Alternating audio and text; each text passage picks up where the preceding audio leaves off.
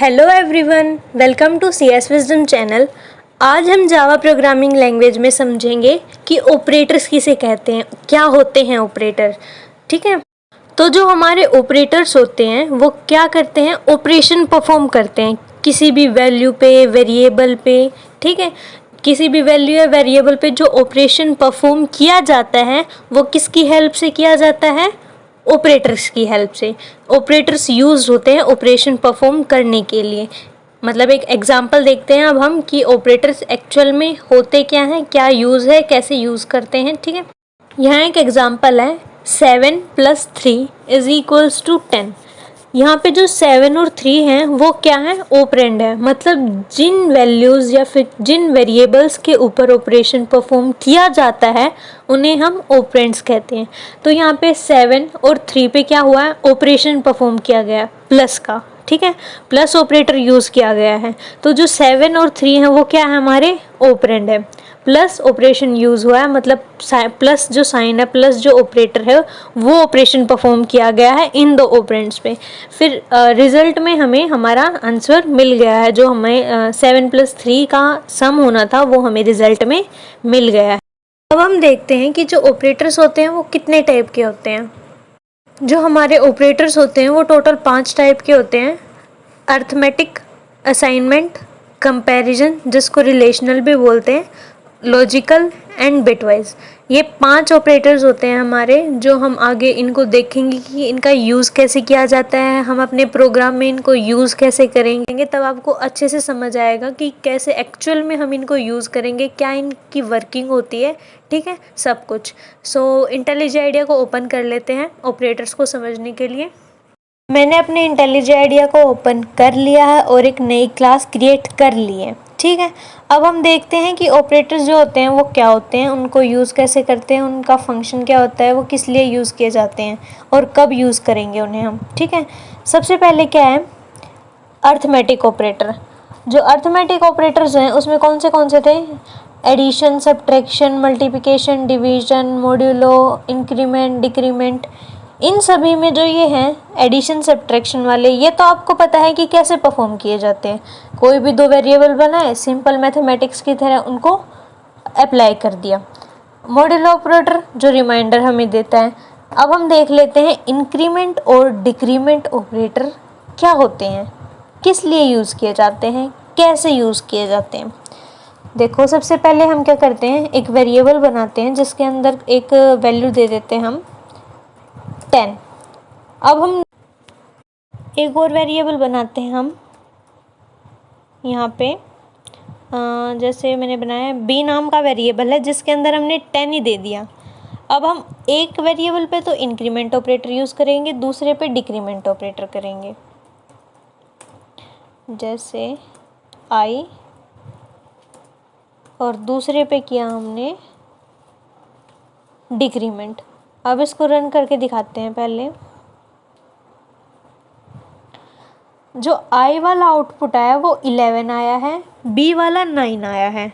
थोड़ा थोड़ा तो आइडिया हो गया है कि इंक्रीमेंट और डिक्रीमेंट किस लिए यूज़ होता होगा।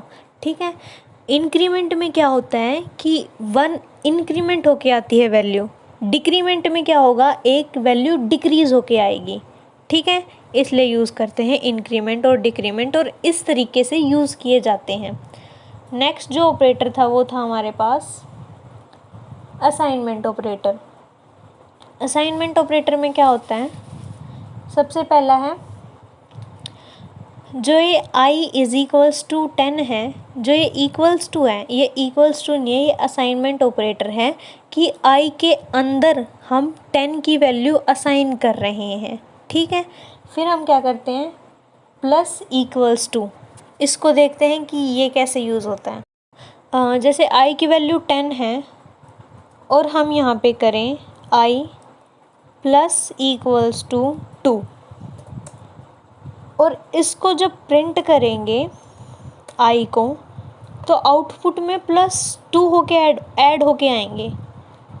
देखो 13 में अब देखो 13 क्यों आया, सबसे पहले तो i का इंक्रीमेंट हुआ, इंक्रीमेंट होने के बाद जो वैल्यू थी वो क्या थी, 11 में क्या हुआ, 2 ऐड हुए, क्या आया हमारा 13 आउटपुट आए।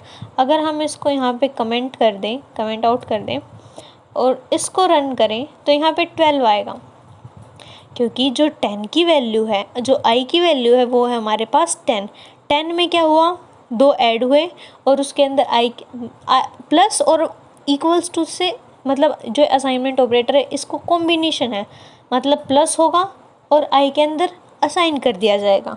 ठीक है, जो 2 है वो 10 के अंदर ऐड कर दिए गए और ऐड करने के बाद जो सम आया वो i के अंदर हमने असाइन कर दिया और उसको प्रिंट कर दिया। सेम इसी तरह मल्टीप्लिकेशन है, जो सब्ट्रैक्शन है, डिवीज़न है, वो है।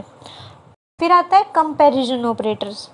जो कंपैरिजन ऑपरेटर्स होते हैं वो क्या होते हैं, इक्वल्स टू, ग्रेटर देन, ये चेक करने के लिए होता है कंडीशन के जो 2 वेरिएबल्स हैं वे इक्वल हैं या नहीं हैं या छोटे बड़े हैं, इसलिए यूज़ किए जाते हैं। अब जैसे i और b है, ये दोनों इक्वल हैं या नहीं हैं, ये इक्वल ऑपरेटर बताएगा। छोटे बड़े हैं तो इसलिए ग्रेटर देन या equals to, less than equals to, smaller than equal to, ये सभी जो ऑपरेटर्स होंगे वो कंपैरिजन ऑपरेटर्स में होते हैं। फिर आते हैं लॉजिकल ऑपरेटर। लॉजिकल ऑपरेटर में क्या होगा, एंड, और, नोट, ये 3 ऑपरेटर्स होते हैं। एंड ऑपरेटर्स में क्या होता है, फिर आता है लॉजिकल ऑपरेटर। लॉजिकल ऑपरेटर में हमारे पास 3 वेरिएबल्स होते हैं, 3 ऑपरेटर्स होते हैं, एंड, और नोट। ऑपरेटर है ये किस लिए यूज़ किया जाता है, जब हमें कंडीशंस को चेक करना हो। 2 कंडीशन गिवन होती हैं, अगर दोनों कंडीशन ट्रू है तो हमारी स्टेटमेंट ट्रू होगी। ठीक है, अगर एक कंडीशन भी गलत आती है तो जो आउटपुट, जो फॉल्स ही आएगा, हमारा जो रिज़ल्ट आएगा वो एंड ऑपरेटर होता है। और ऑपरेटर में क्या होता है, अगर एक कंडीशन भी ट्रू है तो जो रिज़ल्ट आएगा वो ट्रू आएगा। नॉट ऑपरेटर में क्या होता है, जो भी वैल्यू होगी उसका अपोजिट हो जाएगा, मतलब ट्रू है तो फॉल्स हो जाएगा, फॉल्स है तो ट्रू हो जाएगा। ठीक है, देन नेक्स्ट आता है हमारे पास जो ऑपरेटर है वे हैं बिटवाइज ऑपरेटर। बिटवाइज ऑपरेटर में ये एक 0 है, एक 1 है, सिंपल है बस। ऑपरेटर्स हमारे पास इतने ही हैं, आगे जब हम कोडिंग करेंगे, प्रोग्राम करेंगे, तब ये अच्छे से समझ आएंगे कि एक्चुअल में ये सभी क्या होते हैं, कैसे यूज़ करते हैं, सब कुछ। अभी के लिए इस वीडियो में सिर्फ इतना ही, आगे हम इनको और अच्छे से जानेंगे कि क्या होते हैं। And I hope you like this video and thank you for watching.